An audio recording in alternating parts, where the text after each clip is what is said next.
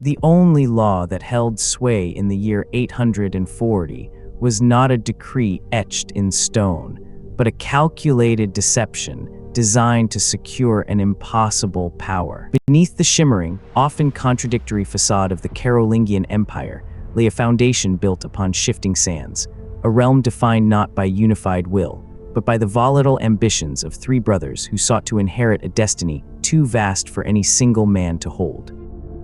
These were not merely heirs, they were the unwitting architects of a civil war, a devastating feud that would tear apart the very geography of continental Europe and permanently redraw the map between what would one day be France and Germany. 26 years had elapsed since the reign of Charlemagne, an age marked by immense expansion and fragile unity. The dominion he forged across the disparate lands was a sprawling tapestry, rich in culture and conquest, yet held together by threads spun from political necessity and increasingly brittle familial bonds. But these threads were fraying. Poisoned by personal greed, exacerbated by regional loyalties, and about to snap under the relentless strain of ambition and blood. This is not merely a chronicle of battles fought on the fields. It is the story of the Carolingian collapse, a disintegration driven by the cold, unyielding calculation of inheritance, where fate was decided not by the clash of swords, but by the betrayal within the family itself. The attempt to impose order upon this chaos began in 817.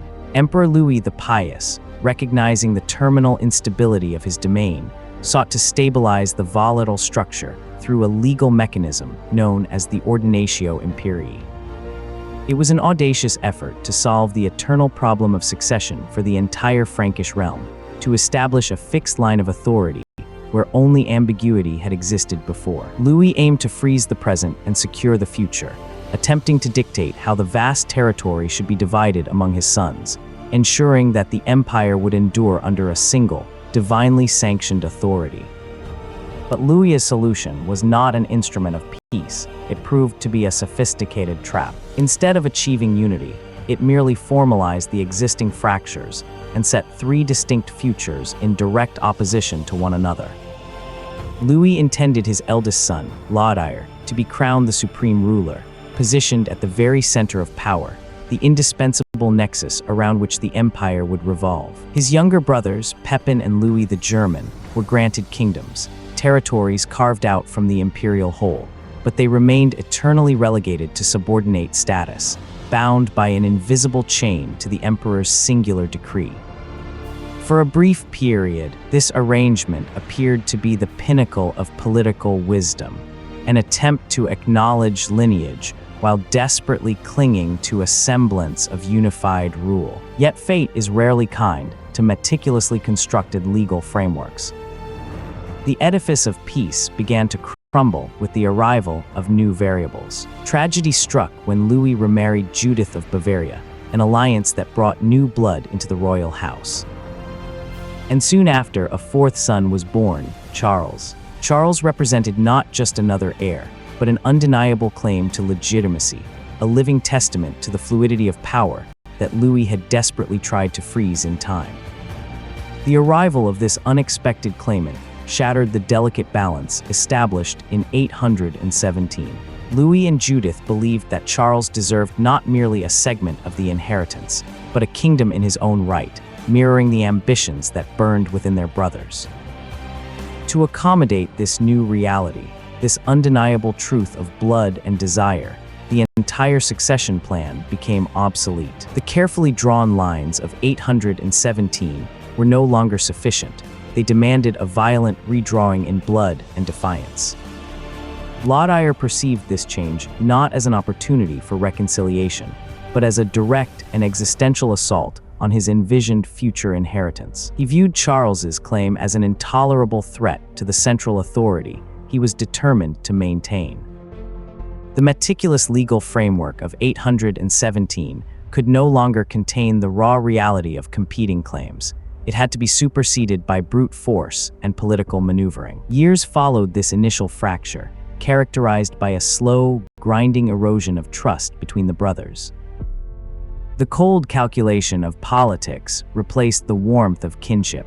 Political maneuvering transformed into lethal pacts, and the very memory of the original agreement was twisted into instruments for future betrayal. The Carolingian family splintered into two irreconcilable camps, one faction determined to enforce the obsolete structure of the emperor's decree, and another insisting that the new reality, the reality of competing claims and regional demands, must be acknowledged through force and recognition. When Louis the Pious finally succumbed to his illness in 840, the empire did not find unity, it found fragmentation. The settlement eventually agreed upon by the brothers was not a reconciliation, but a formal declaration of war against itself. The division that followed was a brutal arithmetic, where each claim was weighed against the others, and the result was an irreversible splintering of the imperial ideal. Laudire, though retaining the symbolic weight of the imperial title, was left grasping at only fragments of the old domain, primarily holding sway over the core territories of Italy. Charles inherited the western lands, including the vast, contested region of Aquitaine, a territory already simmering with deep-seated separatist sentiment among its local magnates.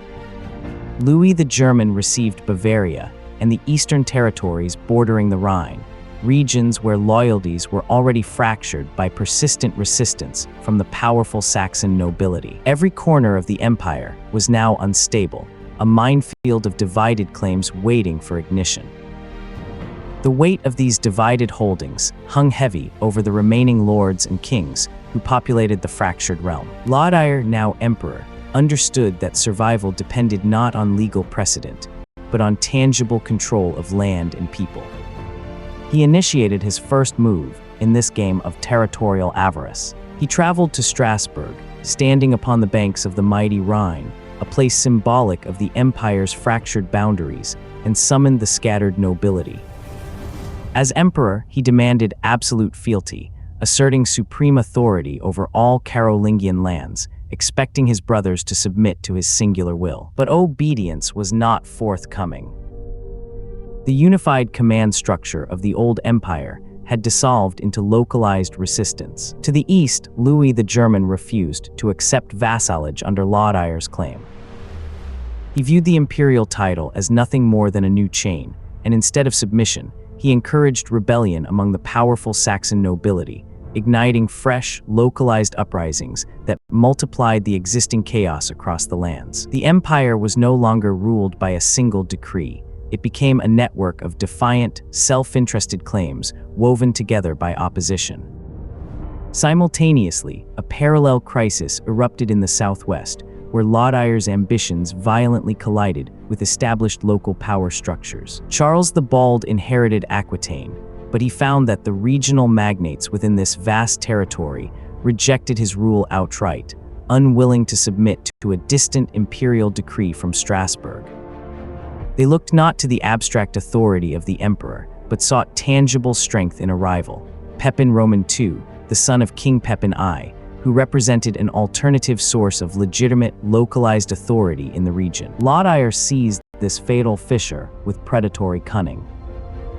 He eagerly supported the burgeoning rebellion in Aquitaine, recognizing it as the most potent lever available against Charles's claim and a means to strategically weaken his rival, thereby strengthening his own imperial position by making himself the essential arbiter of conflict. The struggle was no longer about abstract legal theory. It devolved into a brutal contest for tangible control of land and the loyalty of regional populations.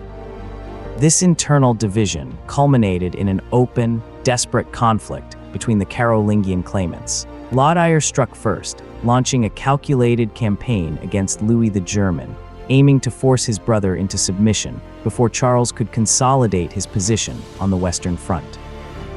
This aggressive move, however, exposed the fatal weakness inherent in relying solely on imperial decree and military might. The invasion failed to achieve the desired subjugation. Louis the German's resistance proved too tenacious, bolstered by the stubborn defiance of the Saxons and other eastern subjects, proving an obstacle far more formidable than any legion. Unable to break his brother's obstinacy through force alone, Laudire was forced into a desperate strategic pivot. The aggressive campaign halted, and the strategy shifted abruptly, turning west toward Charles's contested domain. His armies advanced quickly across the heart of the kingdom, pushing relentlessly toward the contested lands around Orleans, attempting to proclaim imperial authority over every territory they occupied. Charles found himself trapped in an impossible vise. Still engaged in suppressing the revolt raging deep within Aquitaine, he had no choice but to abandon his established flank and race north to confront his ambitious half-brother. His soldiers marched day and night across the fragmented lands of the old empire, driven not by strategic vision, but by a raw, desperate need for immediate stability. The advance proved ruinous. The army, stretched thin by years of internal conflict, and now pressed into relentless pursuit across hostile territories, was utterly exhausted. Men could no longer engage in grand military engagements. They moved forward solely on instinct and desperate momentum. Recognizing this profound exhaustion, the sheer entropy of fractured ambition, Laudire proposed a truce. He offered a cessation of hostilities, peace predicated on a single, crucial condition: Charles would surrender the territories already occupied by the imperial army. In exchange, Laudire promised to withdraw his direct support from the rebellion raging in Aquitaine. It was a negotiation born not of mutual respect or shared vision, but of sheer, brutal necessity dictated by exhaustion. With few alternative paths remaining, Charles reluctantly accepted this agonizing compromise. The resulting agreement defied the initial settlement of 840. It was a treaty forged by attrition, a temporary cessation of hostilities built precariously on shaky ground of mutual exhaustion. The two rulers agreed to meet again in May of 841 at Attigny, where these terms were formally ratified, marking the irreversible moment of division. This meeting was not an end to the conflict. It was the formal establishment of a devastating schism. The Carolingian legacy was irrevocably split.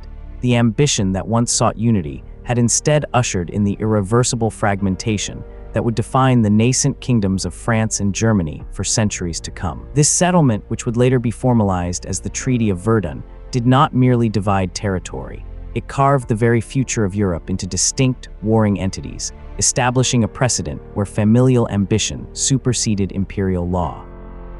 In that fateful division, the seeds of two great nations were sown. The destiny of France and Germany found itself not in the imagined unity of a shared empire, but in the bitter, enduring struggle over the arbitrary boundaries drawn by their shattered fathers. The legacy of the Carolingian dream dissolved into the foundation stones of modern conflict, a history defined by the devastating cost of division. And so, the grand vision of a unified empire dissolved not in a single cataclysmic blow, but through 1,000 small acts of betrayal and strategic retreat. The borders drawn at Attigny were not lines of immutable geography.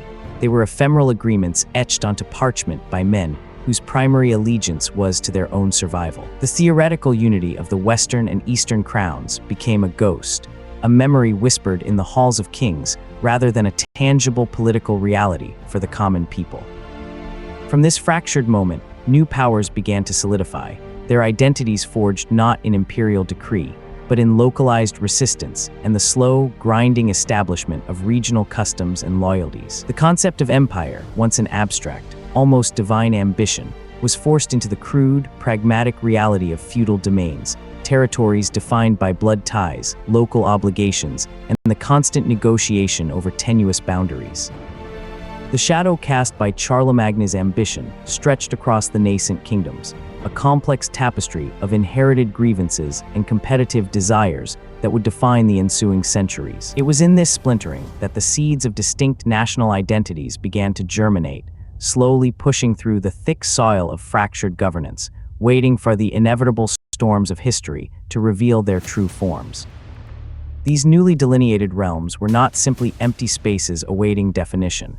They were dynamic entities, inheriting the complex legal, social, and cultural systems of the past, while simultaneously developing unique trajectories. The slow unfolding of centuries saw these regional identities harden into distinct political consciousnesses, the concept of nation emerging slowly from the dense tapestry of inherited customs and shared localized experiences.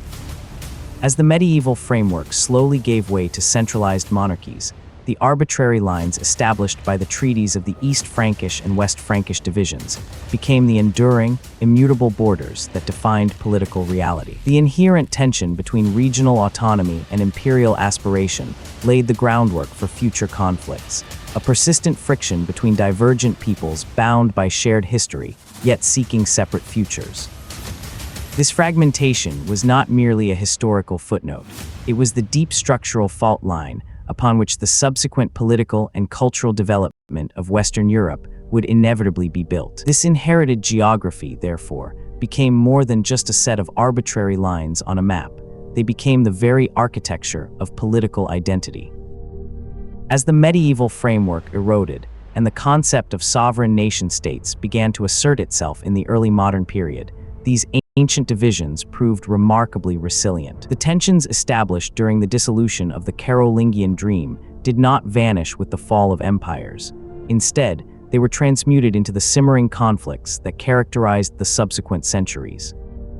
These were not merely historical separations, but deep structural fissures that would inevitably dictate the paths of diplomacy, war, and cultural exchange. From these fractured foundations emerged a new political reality, a system where national aspirations constantly wrestled with inherited boundaries, defining both the scope of legitimate governance and the relentless struggle for self-determination. The echoes of those initial, fragmented agreements resonated through the subsequent ages, shaping the very landscape upon which modern nations were conceived and contested. And this enduring legacy, etched into the political consciousness of Europe, did not remain dormant. As the Age of Enlightenment dawned, these ancient lines, the arbitrary feudal borders, the disputed ecclesiastical boundaries, the vague legal jurisdictions, were forcibly reinterpreted through new lenses of reason and governance. The theoretical concepts of sovereignty, popular consent, and territorial integrity began to clash violently with the material reality of inherited custom and local power structures. The great philosophical debates of the era, which sought to rationalize political authority, inadvertently sharpened the existing structural fissures. They provided the intellectual ammunition for revolutionaries and monarchs alike, granting them new frameworks through which to justify the struggle over territory and identity. The maps of the past were not merely historical artifacts. They became contested battlegrounds upon which the modern world was violently redrawn. The collision of abstract theory and material history resulted in a dramatic reordering of the world. The principles of natural rights and the social contract, once confined to philosophical treatises, were weaponized by political actors seeking to consolidate power. Suddenly, the enduring structures of inherited custom were not just historical curiosities, they became the very substance of contemporary disputes. The internal contradictions within these newly drawn boundaries, the pressure exerted by diverse populations clinging to shared history against the demands of centralized authority, fanned the flames of nationalism. This new ideology demanded that legitimacy be derived from the collective will of the people, a concept that directly challenged the inherited authority of monarchs and the ancient claims of the established order. Nations were born not solely through divine right or dynastic decree, but through a volatile, often artificial, alignment of shared language, myth, and blood. The resulting political landscape became an arena where these theoretical clashes played out with brutal reality. Wars that erupted across Europe in the subsequent centuries were less about territorial acquisition in the purely feudal sense, and more about inscribing abstract national identities onto the physical map. The struggles for independence, the revolutions sweeping through the 18th and 19th centuries, were fundamentally battles over the definition of belonging. Whether driven by the desire to unite disparate linguistic groups or to sever themselves from imperial control, these conflicts demonstrated that the ancient fissures established during the dissolution of the Old Empire were not merely historical accidents, but living, contested forces demanding resolution. The borders that had once been arbitrary lines on an old map were now the battlegrounds for defining what it meant to be a sovereign entity in the modern world. Yet the act of drawing these modern lines was inherently violent. It involved the erasure of indigenous customs, the forced assimilation of disparate populations, and the systematic marginalization of those deemed outsiders or enemies of the new national ideal. The principle of the nation, forged in the crucible of revolutionary fervor, often demanded a singular, homogeneous identity, overlooking the complex tapestry of loyalties and histories that existed within those newly defined territories. This tension between the abstract demands of centralized political authority and the messy reality of diverse local existence became the defining paradox of the modern age. The promise of liberty and self-determination was inextricably tied to the subjugation of difference. As nations solidified their borders, they simultaneously created internal fault lines, incubating conflicts that would define the next century. Struggles over minority rights, demands for self-governance, and the perpetual negotiation between the universal ideals espoused by philosophers and the specific, often contradictory, realities faced by ordinary people living within those imposed boundaries. The legacy of the medieval deception thus morphed into a perpetual struggle, the constant, often painful effort to reconcile inherited structures with evolving human demands. This tension did not dissipate with the establishment of sovereign states. Rather, it mutated, finding new expression in the very structures of governance and international relations. The abstract ideals of universal rights collided with the concrete reality of inherited territorial claims, creating a perpetual state of negotiation where legitimacy was constantly contested. The nation-state, conceived as the ultimate vehicle for self-determination, became both the supreme source of political authority and the primary instrument of internal oppression. Within this framework, the unresolved questions of difference, who belonged, what rights they possessed, and how power should be distributed, were not solved but merely codified into new legal systems and international treaties. The resulting modern world was thus a layered edifice, built upon historical violence, philosophical abstraction, and the enduring, often painful, struggle to reconcile the universal promise with localized experience. And so, the legacy of that ancient deception continued to shape the contours of the present, manifesting in every boundary dispute, every civil rights struggle, and every ongoing effort to define humanity within the confines of the imposed state. This codified reality, while offering the illusion of stable order, simultaneously embedded inherent contradictions that proved impossible to resolve through mere legislation. The nation-state, therefore, became a site of perpetual negotiation, where internal conflicts, the friction between the universal promise of liberty and the specific demands of localized history, were managed through mechanisms designed more for control than for genuine reconciliation. The very architecture of governance was built upon an uneasy truce between the ideal of equality and the practical necessity of hierarchy, a tension that would perpetually fuel political discourse across subsequent centuries.